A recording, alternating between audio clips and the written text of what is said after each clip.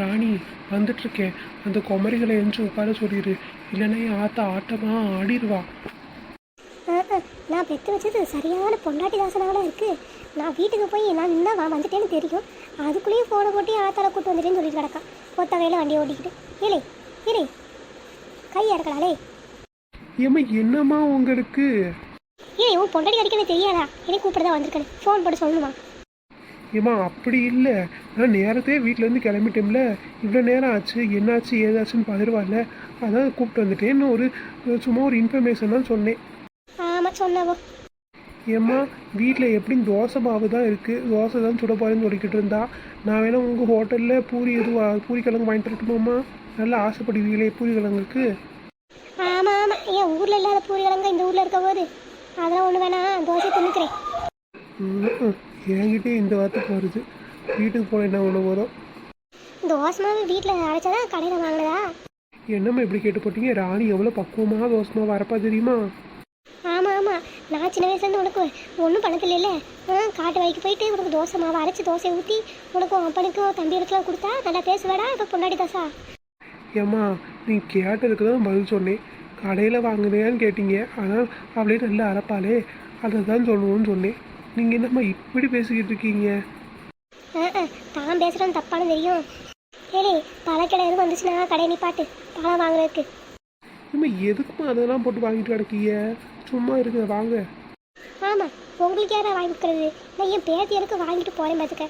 மாம்பழம்னா அந்த சோழி நல்லா ஆசைப்படுவாளே, மாம்பழம் சீசன் ஆச்சுன்னு பார்த்தேன், வாங்கி கொடுப்பேன். என்கிட்ட ஒரு 10 50 இருக்குது. நான் வாங்கி கொடுத்த மாதிரி இருக்குமா? வாங்கி கொடுக்கேன்.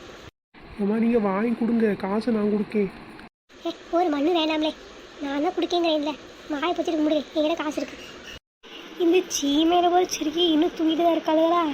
சோனியா சந்தியா இருந்துச்சு தொலைங்கடி, இப்போ வந்துடுவாங்க அப்பத்தா. இருந்துச்சு தொலைங்கடி. ஏமா ஒரு 5 நிமிஷம் தூங்க முடியுமா? எடி சோனி எந்திரிச்சு திருப்பி எதுக்கடி படுக்க? எந்திரி. ஏம்மா சும்மா இருமா, என்னால் முடியலம்மா. நைட்டெல்லாம் அந்த மாடு சமட்டி தள்ளிட்டா. எடி உங்கள் அப்பத்தா வருதுடி ஊர்லேருந்து, எந்திரிங்கடி. வந்துட்டு சீமக்கட்டை தூக்கி 2 பேர்த்தையும் இழுத்து வாங்கிடும்டி. என்னம்மா சொல்கிற? எந்த அப்பத்தாம்மா?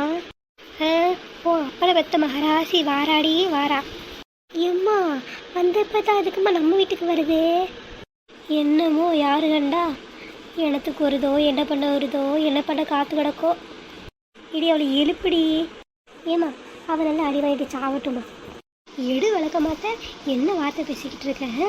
எடி உனக்கு முன்னாடி அவள் எனக்கு பிள்ளை, என்ன பேசிக்கிட்டு இருக்கேன் பிள்ளைய? எழுப்பிடி. வந்துட்டா அவள் பிள்ளைக்கு சப்போர்ட் பண்ணிக்கிட்டு. எடி நீ 2 பேரும் என் பிள்ளைய தான், ரொம்ப பேசிக்கிட்டு தெரியாத. இதே அவள் பேசினாலும் அவளுக்கு செவிட்டில் கொடுத்துப்பேன். அது வருதுன்னு தானே பேசாமல் இருக்கேன். வாய் உடச்சிடுவேன். தள்ளு, நான் தான் எழுப்பி தொலைகிறேன் அந்த மகாராசியை.